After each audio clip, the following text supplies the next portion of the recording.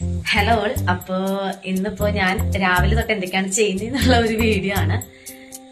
അപ്പൊ ഇത് അമ്മേനെ എത്തിയിട്ട് ചെയ്യണമെന്നാണ് എന്റെ ആഗ്രഹം. അതുകൊണ്ടാണ് അമ്മേനെ എത്തിയിട്ട് ചെയ്യുന്നത്. അപ്പോ ഞാൻ രാവിലെ ഒരു 5 മണിക്ക് എഴുന്നേക്കും.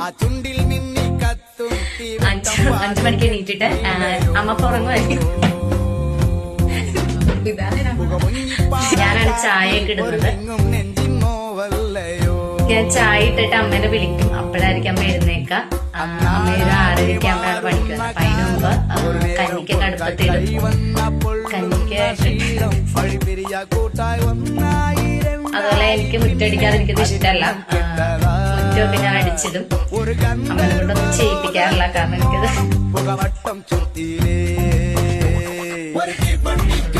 അത് കഴിഞ്ഞിട്ട് രാവിലെ എനിക്ക് അമ്പലത്തിൽ പോകുന്ന ശീലമുണ്ട്.